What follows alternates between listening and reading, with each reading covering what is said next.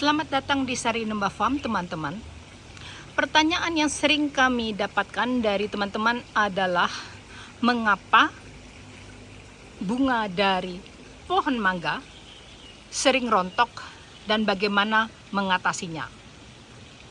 Ada beberapa faktor, terutama adalah faktor alami, di mana kita barangkali tidak memiliki daya untuk mengatur atau mencegahnya. Dan juga ada faktor yang bisa kita lakukan untuk mengendalikan kerugian dari rontoknya bunga mangga. Yang pertama adalah faktor alami, yakni angin. Angin yang kencang bisa merontokkan daun-daun dan juga bunga-bunga mangga. Saya sering sekali mengalami banyak kerontokan bila pagi hari saya melihat pohon mangga, banyak sekali yang sudah jatuh ke tanah. Ini dikarenakan angin yang kencang. Ini sesuatu yang alami dan tidak bisa kita cegah. Ini adalah seleksi dari alam. Yang kedua adalah air, teman-teman. Pohon mangga sesungguhnya tidak membutuhkan banyak air. Teman-teman, cara mengetahui apakah air sudah diperlukan untuk disiram adalah dengan melihat dua ruas jari kita ke dalam tanah.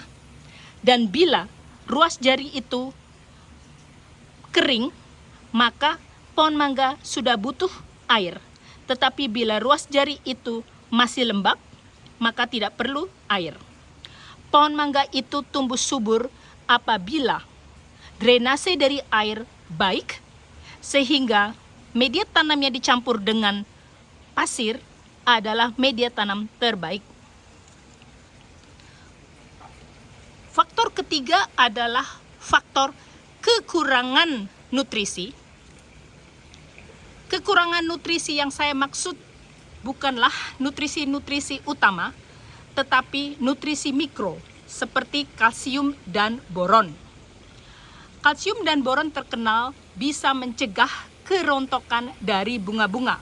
Sehingga bila teman memberikan kalsium dan boron, maka kemungkinan bunga-bunga pohon mangga ini bisa dicegah atau bisa dikendalikan kerontokannya. Nah, trikinya adalah teman-teman, bila pohon mangga sudah mengeluarkan bunga, tolong jangan diberikan pupuk kimia, tolong jangan, karena ini akan memberikan shock kepada pohon mangga dan ini akan menyebabkan kerontokan. Sehingga bila teman-teman ingin memberikan nutrisi yang nabati atau nutrisi organik, maka cobalah cangkang telur untuk sumber dari kalsium. Cangkang telur sangat baik, teman-teman. Saya sudah pernah memberi video mengenai bagaimana membuat kalsium dari cangkang telur. Lalu juga saya sudah pernah membuat video mengenai ini adalah kulit pisang yang sudah saya rendam selama 1 minggu. Ini sangat baik sebagai nutrisi kalsium. Sekali lagi, pohon mangga yang sudah mengeluarkan bunga jangan dikasih pupuk kimia, karena nanti bunganya akan mati. Saya juga mau mengungkapkan salah satu sebab dari kerontokan bunga pohon mangga adalah hama. Hama yang sering kita lihat adalah hama semut dan juga hama kutu. Tentunya hama-hama jamur juga ada di pohon mangga. Yang paling sering saya lihat adalah semut, di mana dengan tenangnya semut itu datang berbondong-bondong menghisap nutrisi dan akhirnya bunga-bunga menjadi mati.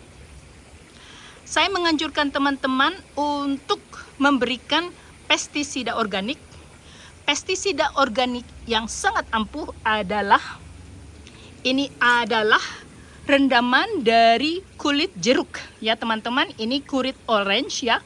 Sudah saya rendam selama 1 minggu. Bisa disemprotkan langsung ke dahan, daun, dan juga bunga-bunga. Namun bila teman-teman tidak ada waktu dan ingin mendapatkan sesuatu yang sudah jadi, saya juga pernah memberikan videonya. Ini adalah minyak mimba ya, atau neem oil yang sudah jadi, sehingga teman-teman bisa langsung menyemprotkan. Minyak mimba atau neem oil ini bisa sekaligus mengendalikan hama dan juga jamur. Jadi sangat berguna. Yang terakhir yang saya mau bagi kepada teman-teman, mengapa bunga dari pohon mangga kita kadang-kadang rontok adalah masalah penyerbukan. Mungkin teman-teman harus mengerti bahwa pohon mangga itu adalah jenis tanaman atau pohon yang bunganya tidak bisa melakukan penyerbukan sendiri. Artinya dalam satu pohon dia bisa merubah bunga menjadi buah tanpa bantuan apapun. Namun pohon mangga juga tidak bisa melakukan apa yang kita namakan penyerbukan tetangga. Penyerbukan tetangga adalah di mana penyerbukan terjadi antara buah yang satu dengan buah yang lain, maksudnya bunga yang satu dengan bunga yang lain dalam satu pohon. Itu adalah penyerbukan tetangga. Untuk pohon mangga, ini adalah penyerbukan silang. Artinya penyerbukan dari satu pohon mangga hanya bisa dilakukan oleh satu pohon mangga yang lain.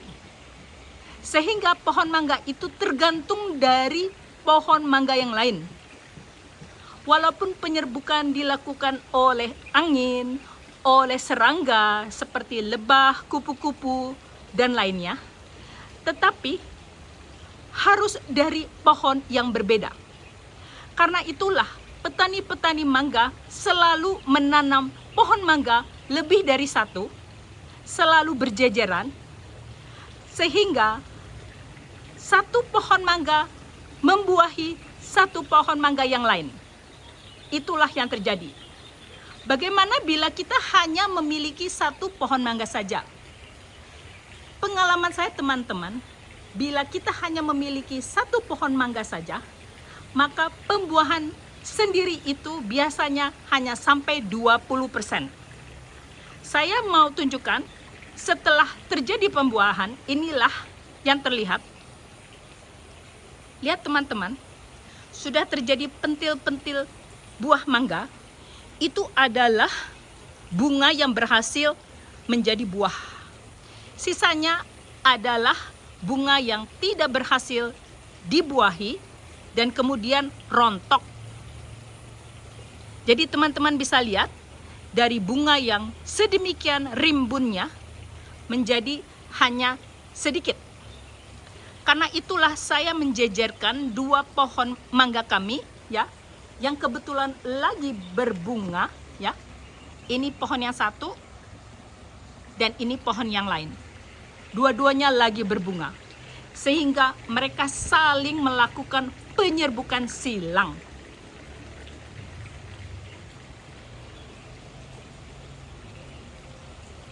Dengan adanya penyerbukan silang ini, maka pohon mangga kami mudah-mudahan akan menghasilkan banyak buah dari bunga yang sedemikian banyaknya ini, sehingga kita bisa menghasilkan mangga dengan panen yang lumayan baik.